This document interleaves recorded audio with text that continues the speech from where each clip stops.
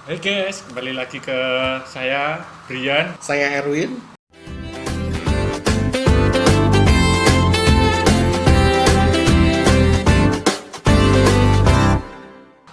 Nah, iya nih guys, kan saya bertemu dengan Mas Erwin, relawan pasien TB resisten obat.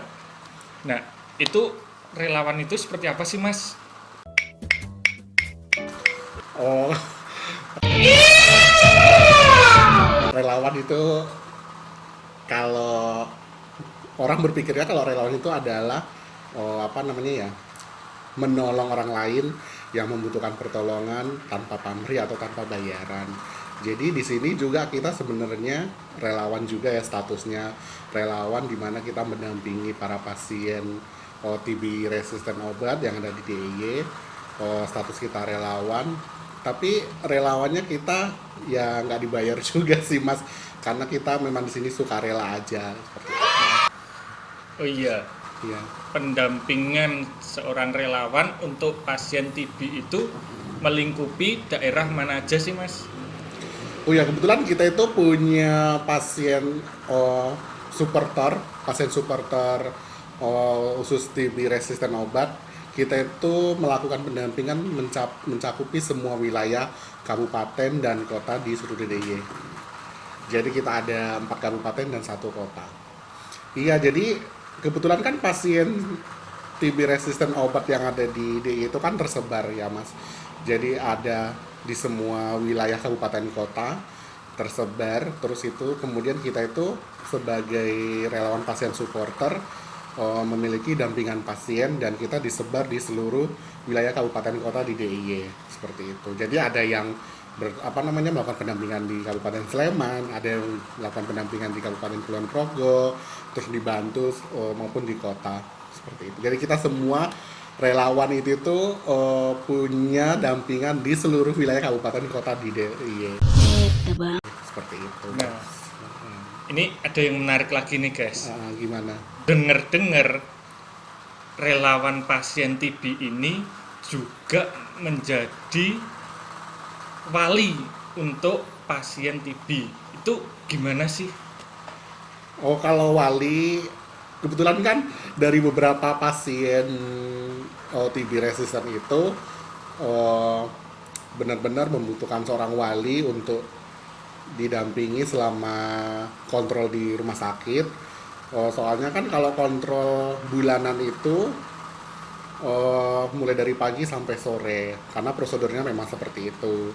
Di sisi lain beberapa dari pasien TBRO itu tidak punya wali atau dia adalah yatim piatu atau dia seorang duda yang ditinggal anak dan istri atau dia adalah yatim piatu atau dia seorang duda yang ditinggal anak dan istri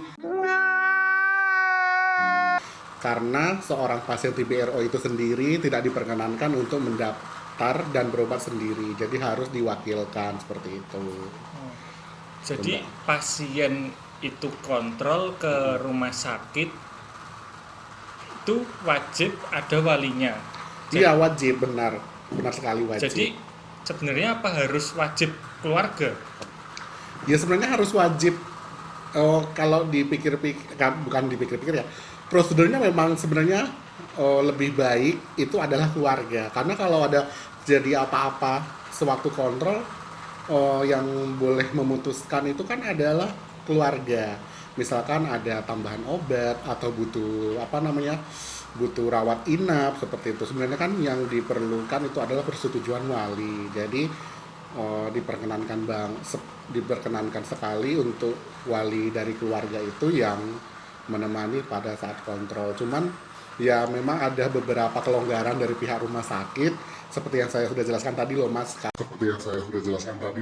Jelaskan padaku isi hatimu. Kalau beberapa pasien itu kan memang membutuhkan wali karena pasien tersebut itu tidak punya wali, seperti anak yatim piatu seperti itu. Jadi kita sebagai relawan bersedia untuk menjadi wali pasien dari pagi sampai sore, bahkan sampai maghrib atau sampai malam kontrolnya seperti itu. Sampai maghrib atau Sampai tua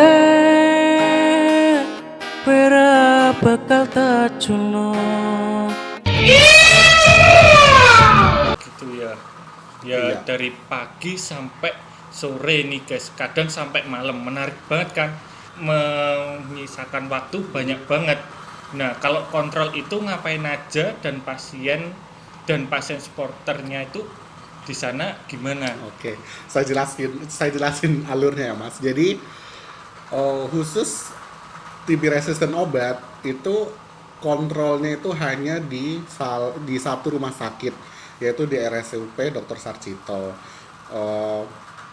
Setiap pasien itu diwajibkan untuk kontrol satu kali dalam 1 bulan.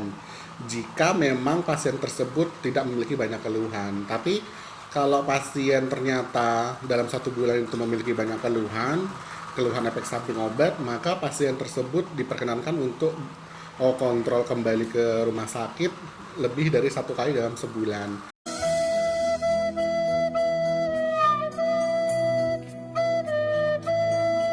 Dan kebetulan di rumah sakit RSUP Dr. Sarjito, khusus yang pasien TB resisten obat itu hanya jadwal kontrolnya 2 kali dalam seminggu, yaitu hari Senin dan Rabu, seperti itu. Jadi alurnya itu tuh dari pagi jam 8 sampai jam 12 itu adalah jam pendaftaran.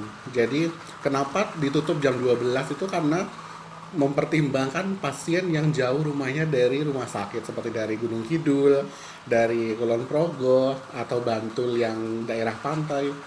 Karena jaraknya sangat jauh, jadi diringankan untuk pendaftaran sampai jam 12 siang. Kemudian setelah jam 12 itu baru dilakukan pemeriksaan awal.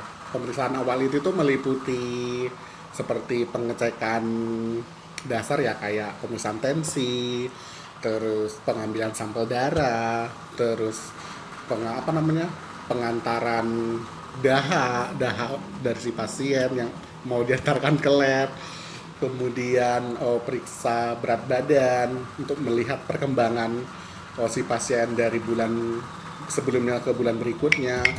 Baru setelah pemeriksaan awal tadi itu, kemudian baru pemeriksaan oleh dokter itu sendiri, di mana dokter penanggung jawabnya, yaitu dokter dalam dari Rumah Sakit Sarjito, melakukan pemeriksaan. Setelah pemeriksaan awal yang dilakukan oleh perawat, kemudian setelah pemeriksaan dokter penanggung jawabnya, yaitu dokter dalam tadi, kemudian baru melakukan rujukan pemeriksaan jika teringat tentang dia. Beberapa pasien tersebut mengalami keluhan efek samping ya Mas. Misal ada keluhan yang berhubungan dengan saraf atau berhubungan dengan mata, nanti dikonsultasikan lagi ke dokter yang spesialis. Jadi setelah itu pemeriksaan ke dokter spesialis. Habis pemeriksaan dokter spesialis, kemudian baru meresepkan obat. Meresepkan obat ini yang sebenarnya membutuhkan waktu yang cukup lama ya Mas. Jadi resep itu kira-kira selesai sekitar jam 4 atau sampai setengah 5. Kemudian kita juga sebagai pasien supporter terkadang diamanahi atau ditugasi untuk mengambil obat yang sudah diresepkan itu jam setengah 5 atau jam 4 ke bagian apoteker di Rumah Sakit Sarjito. Dan itu jaraknya dari klinik pemeriksaan ke apoteker itu cukup jauh. Jadi kita sebenarnya untuk pasien TB ini itu prioritas di apoteker. Jadi kita nggak perlu ngantri, tinggal menghubungi bagian apoteker untuk memberikan resep, terus kita di situ ngambil obat untuk pasien. Setelah itu ya mungkin pasien selesainya jam 5 sampai mungkin jam 6 setelah maghrib. tugas pokok kita itu sebenarnya gini Mas. Tugas pokok sebagai pasien supporter, sebagai relawan, saat di rumah sakit kita melakukan pendampingan. Pendampingan itu dalam artian memberikan konseling kepada pasien maupun keluarga. Jika pasien itu memang sangat membutuhkan, kita seperti mengedukasi, kita cerita tentang efek samping apa aja yang sudah dirasakan oleh pasien, terus kita nanti memberikan motivasi dan edukasi kembali jika memang sudah diperlukan oleh keluhannya itu adalah sudah menyangkut intervensi psikolog, kita nanti bisa merujuk ke psikolog atau psikiater seperti itu. Soalnya kan efek sampingnya banyak sekali kayak seperti itu. Nah, ternyata menarik juga ya guys. Dari pagi sampai malam itu full ya. Full ya, benar Mas. Kendala saat pendampingan itu apa aja sih? Kendalanya banyak sih ya. Pasien karena kontrolnya itu dari pagi sampai sore, banyak dari pasien itu yang tidak membawa bekal, terus kemudian di sisi lain fasilitas untuk menunggu itu tuh kurang memadai di rumah sakit.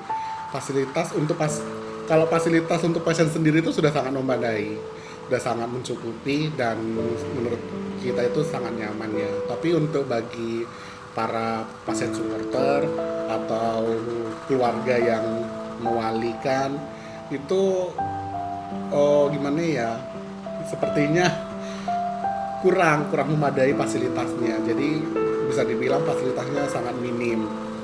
Soalnya kita pendampingannya kan berobatnya dari pagi sampai sore. Jadi tahu sendiri kan kalau kita tidak ada ruang dan tempat untuk menunggu pasien berobat itu loh Mas, seperti itu.